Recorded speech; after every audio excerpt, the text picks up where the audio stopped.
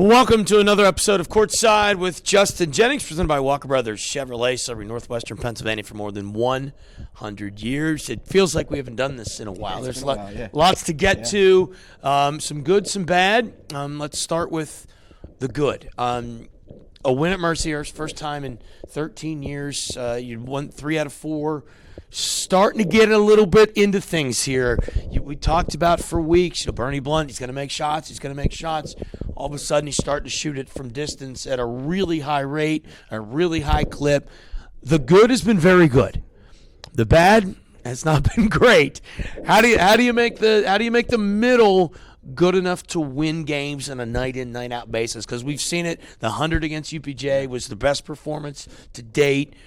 How do you find that happy spot where you don't need to be awesome to win? Yeah, I felt like we were playing pretty good basketball heading in IUP. Guys are starting to buy into just having a belief of how we can win games and buying into our process and some things we were doing offensively. It was very imperative, like what we were doing from a numbers standpoint, putting up those big numbers. And you put up 100 against UPJ, and then you put up good percentages against a lower-paced Mercyhurst team. You feel pretty good about yourself. We just didn't play good basketball at IUP. Started the game well, but just didn't play good basketball. Didn't play borough basketball. Kind of didn't really stick to the game plan. It kind of bit us a little bit. We fought back. Our guys always do, and at least made it a ball game. But this bye week couldn't come at a better time, right? Our guys we were able to tweak some things. We were able to get a little healthy. Some bumps and bruises, associated with league play and everything like that. But we're confident here coming out of our bye week. Now the IUP loss, you got to be extra fried. We only scored 60 points. We held them to 72 points. How do you rationalize that to yourself? Like, that's got to be defensively. If you hold IUP to 72, that gives you a chance to win every night. Was it you? Was it them? A combination of two that you just couldn't seem to throw it in the basket? I think it was a combination of both. I mean, obviously they're a really good program. He's a great coach. They have a really good defensive system. I thought they really shrank the floor and squeezed us a little bit. They have good positional length, and that really shrank the floor on us. And then, we weren't really great into the details on our offensive side of the ball. I thought, our pace was a little bit slower, and they can kind of do that to you. They want to play at a slow pace. We got to make sure we can play at our pace like we had leading into that game. It just wasn't a great performance from that standpoint, and stuff that we can tweak here to kind of get back to the way we were playing leading into that game. Now, you obviously have Matty Orsay, 7-footer, one of the few 7-footers in the league, a legit 7-footer. Ian McNeil, who was incredible, gave you incredible minutes against Mercyhurst. But then down the stretch against IUP, I mean, you breathe new life into small ball. Yeah. What was your thought process with that group, and does that personnel grouping, see more minutes moving forward? I thought they handled themselves very well when you were really struggling to sort of find your footing and some semblance of consistency on both ends. Yeah, I mean, IUP puts you in some tough spots with the stretch 5 and Ethan Porterfield, and from a ball screen coverage standpoint, that makes it hard on some of our bigger guys. So, we thought going with Laddie there down the stretch a little bit would kind of pose some problems, allowed us to switch a little bit more things defensively, and then offensively play a little bit more open pace and kind of get going a little bit. We knew we had to press and kind of get up. So it wasn't anything anybody else was doing, just more of a, hey, let's try to spread the floor a little bit and make them guard, 94 feet a little bit more. The other name that I want to mention, and it's funny because I know for a fact that opposing teams just can't stand him. Jack Gallagher. He's that kid, when you were at the Y, when you were a youth, and there's this kid that's 37 years old, he's still getting it done, just knows how to play the game, reads it, gets the cheap steal. I mean, I'm trying to think, was it the UPJ game where he was responsible for like 5 consecutive turnovers in like 6 trips for UPJ? Just really did the trick. His effort and his will to win, and he's really starting to be a more consistent driver and distributor off the dribble drive. Yeah. I think he just plays with an edge. He gives us an edge. He gets out there. He can kind of get into the the thick of the defense a little bit and get on the rim and kind of gives us that edge. And he's got some guts. You know, he can kind of do some things, and does he get a little erratic at times? Absolutely, but I think he's really dialed that back a little bit and played out the way we need him to play, and he's really given us great minutes here as we go through league play. You know, it's funny. My fifth grade basketball team, I try to emphasize how you have to play hard, and your effort can win you the game. I thought the UPJ game, Dante Wilcott single-handedly willed you to victory with just defensive effort. On-ball defense, that's a kid that changed the outcome just with everybody wants to look at the stat sheet. Everybody wants to see that. You can't find that on the stat sheet. Yep. No, absolutely. I mean, the way he picked up full and changed the game there on their point guard really got us going a little bit. And once he did that defensively, it kind of led to great offense. And then, down the stretch, we kind of just gave the ball to Bernie and let him cook a little bit, like he has for us so many times here down the stretch. So Dante kind of got us going, and Bernie brought us home. Yeah, and again, your defense comes in spurts, and is it personnel? Because sometimes you come out and it's just really, really good, and then other times you're like, man, that's just have you been able to kind of put your finger on, the good's easy to figure out, right? But the bad is become, that's where you really got to do your film. Have you gotten a better handle as to when the defense drops off? Why? Yeah, I mean, I think sometimes we get a little overzealous, right? We pick up pressure and everything, and sometimes we get a little bit too much, and that's when you see us get beat with some back cuts and things like that. So it's easier to say will than sick 'em, right? But we need to be a little bit smarter with those things. And then I felt like IUP game, we weren't as dialed into the scout as we needed to be, as we had been in some other games. Moving forward, particularly with the Mercyhurst game, I thought we were really dialed into the scout. We were able to take them out of some stuff. Was able to get that win. You talk about IUP's defensive length. McNeil and Say are, I was sitting there at the Mercyhurst game, and he must have been. It felt like Ian was on the Mercyhurst bench, and next thing you know, takes one step. He's the whole way across the lane, comes with two hands, and blocks a shot. Matty Orsay, when he shows help with two hands, I mean, you can't score for those guys. You can't. How important is it to get those guys to see the good on their help? They alter just about everybody's shot in the league. I mean, the improvement they both have made have been astronomical.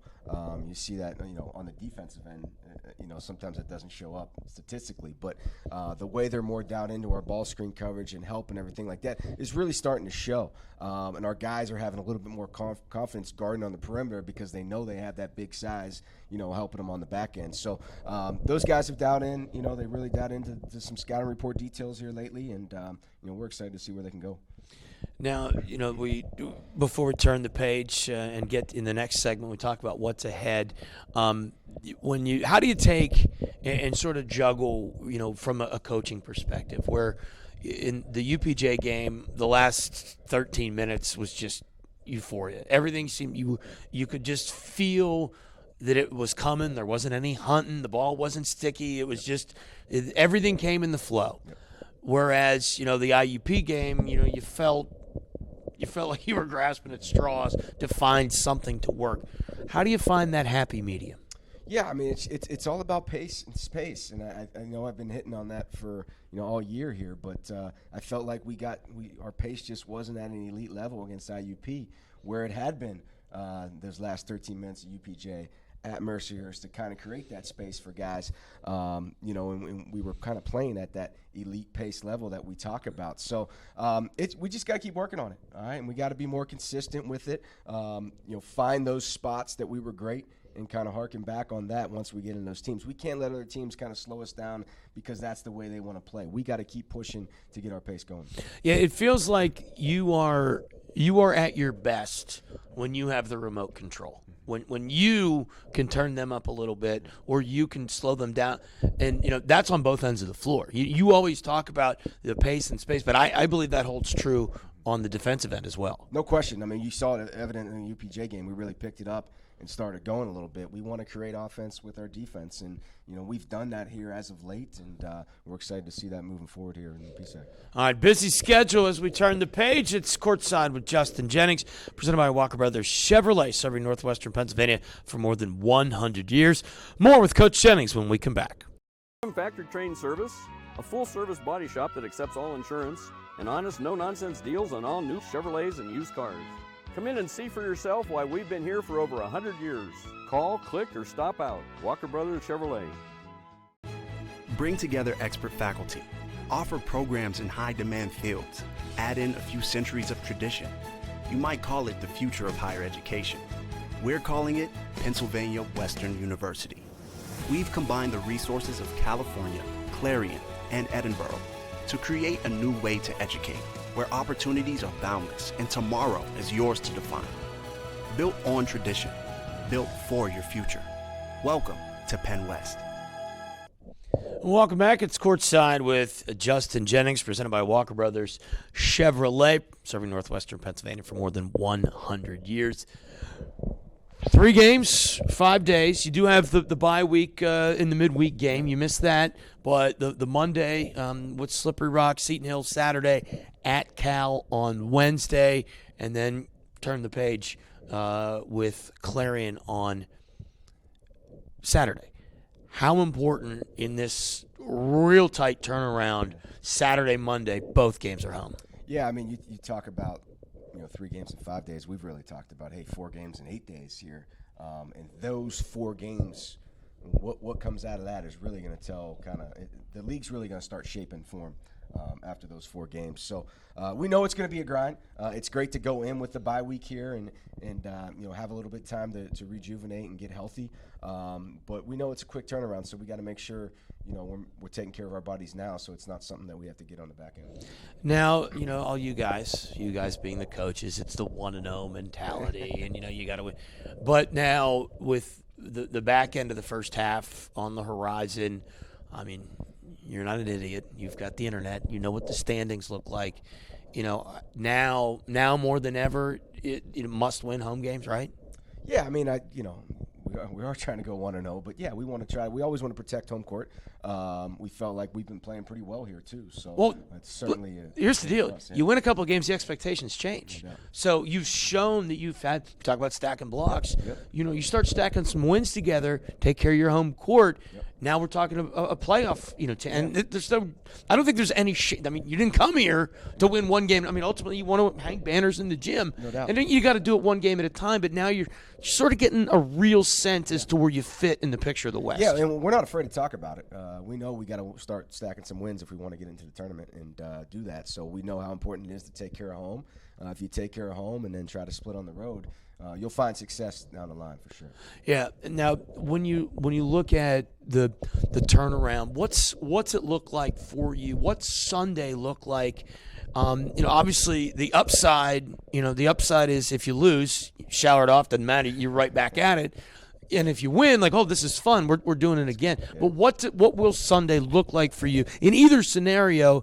How much time can you dwell on Saturday versus you having to get right at it for Monday? Yeah, you can't spend much time on it, and completely different styles of play too. You're going up against a Seton Hill team that's going to play predominantly zone and different things like that, and a Slippery Rock team that's playing as good as anybody in the league right now. So it's going to be a quick turnaround. We'll quickly turn the page, maybe grab a few things from the night before that'll help us in that Monday game. But we'll do some foam roll regen stuff and quickly get into that scout and get ready to roll on Slippery Rock. And I try to I want to, if you don't mind, I try to kind of let people know who you are and when you're. Can you sort of walk us through what from like Saturday morning, 10 o'clock, till tip off on Monday? What's that going to look like for you guys? Yeah, I mean we'll get our shoot around in. We like to call it game day practice on Saturday morning and kind of get focused. Recalibrate anything that we need to discuss. Leading into Seton Hill and get some shots up and go from there. And then we'll get ready to take care of home court. As soon as the game is over on Saturday, we'll huddle as a group and quickly talk about, after we shower and everything, quickly talk about our next opponent, just to get them start thinking and get their minds rolling a little bit on the next chapter. Obviously, the staff will get into the film room a little bit. Most of the scout will be done already, but there will be some things, certainly on my end that I need to tighten up to present to our team in the morning on Sunday, and then we'll have a quick practice on Sunday, get the body rejuvenated, and kind of roll into Monday and have a game day practice there as well, and try to get another home game. Now, obviously, a huge advantage not having a game on Wednesday for this quick turnaround. Like, how much advanced scouting is there? Like, how much time do you put into that? Obviously, this would be the week where you could do. I mean, do you have your Clarion stuff ready? A week. How far out are you really doing the advanced scouting? Yeah, I mean, we're our staff is ahead of it mostly. My main concern is our next opponent. I usually start worrying about the opponent after the night before our last game, or our next game. So, I really haven't watched much Slippery Rock yet. It's all been focused on Seton Hill. But my staff is preparing and getting the scouts ready. So, as soon as that game's over, I can dive right into it and get focused. As a team, we're really not looking ahead, though. Sometimes you might sprinkle in a couple things, but we're really just focused on the next one right now. Because I asked the question that way because you've got a lot of time this week versus hardly any time next week. Yeah. So I mean, while you have to be worried about the game directly in front of you, but you don't really have the time frame to not address some of this now. Yeah, unfortunately, some of the teams we have playing, play similar to teams that we just played, so we can harken back on some of those things that we've done. We kind of have some recency bias with that stuff that we can kind of, click into and everything. So it's not too much. Seton Hill plays a completely different style, and that's something that we really have to, throw ourselves into this week. Now, obviously, when you play, and Jim Boeheim was so successful with the zone, and it's a difficult thing to do. You've got some guys that can shoot it at a pretty high clip. How important is it going to be against Seton Hill to not just settle for chucking up threes? You got to attack a zone if you want to beat it. The three's going to present itself, but how important is it going to be for you to put it on the floor and continue to attack the rim? I thought that was a big part of the IUP loss. Just didn't get to the free throw line enough. We didn't. I think, certainly got to be able to hit shots against the zone. But this one's a little bit different. It's pretty aggressive. They really lift their wings a little bit. Coach Wilkins does a great job, kind of implemented that. And, he's a really good friend of mine, probably one of my better friends in the business. So it's going to be an interesting game, one that we don't like to do. But he runs a little bit different style, one that you kind of see Merrimack doing a little bit. And they've had a lot of success here recently at the Division I level. So, yes, we have to hit shots, but I think a lot of it is passing and catching. They do a great job in getting deflections. And that ball gets into the middle. They're coming and attacking. So it's more about ball security than it's going to be about hitting shots from the perimeter. So we certainly need to do that, but we need to make sure we get shots first. Coach Jennings, you talk about the development. 8 guys in 80 days is not going to go away. That's a very real thing, and we've talked about that all along. And record aside, in terms of where you thought you would be basketball-wise, on schedule, behind schedule, ahead of schedule, where are you here in the waning days of January with your program, based on what you thought? What you assumed or anticipated where we're at. I'm just excited that we've gotten better each day, and we're starting to play some really good basketball, and now there's some expectations. I think we've put expectations on ourselves, and I don't know if we had that early in the year. But I think there's a belief that, hey, we can win, and that's kind of shift from we can win and we're supposed to win these games. We're supposed to take care of home and things like that. So I love the belief level that has gone up in our program and the excitement that our guys bring every day. And I just feel like our continuous improvement is pushing us.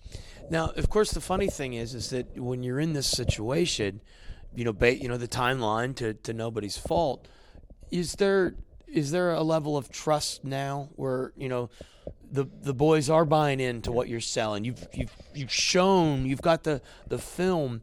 Is it a lot easier now to add more things because you've taken kids that were here, you've taken kids that were there, now you all throw them in a room in a pretty short window with what you've tried to implement. I mean, I think we open with it. The good has been really good. Got to make the not so good. You know, I always use the Tiger Woods reference. The reason Tiger Woods is the best player in the world is he could win with his B game. It's hard to win with your B game, and everybody can win with their A game. Is the program to the point now where you don't need to be great if you just kind of execute, trudge along, but stick with what you're doing? Are you there yet where you can win when you're not great? Yeah, I mean, we certainly need to play our best basketball to kind of continue to win games here. But we can, if we're not hitting shots or we're not, quite doing the things, as long as we're sticking with the process, we're able to stay in these ball games. And then you start hitting some shots down the stretch.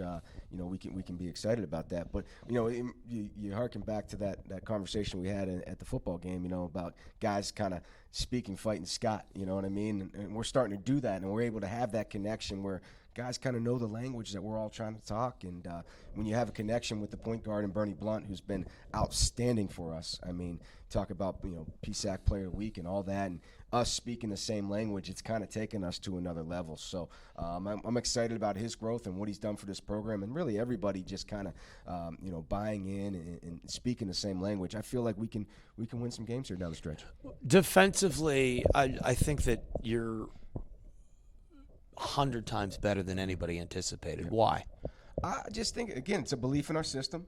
I think our guys have an edge. We're bringing it. We know we don't have the size that on paper that they're going to show up, other than inside. But our guys have an edge to us, and they kind of bring that every day, and that's really helped our defense. And I think the one thing that always gives you a chance when you've got some guys that can really be elite on-ball defenders. When defense can create offense, that you can win and be average on the offensive end if you're creating offense in the transition game. And I thought, again, back to the UPJ game, that's what happened, because you weren't great early, but it was you started finding offense out of the defense, and then everything just started to flow together. It's Dante Wilcott ball pressure. It's Jack Gallagher getting in passing lanes. It's Ryan Ladovich coming up with the big play. Will Taylor had an unbelievable game against UPJ, probably his best of the year. So it's that collective group. It's always somebody different. We say it all the time. Sometimes me, sometimes you, but always us. And that continues to be what we're about. You mentioned Ladovich. You mentioned Will Taylor, Easton Fulmer.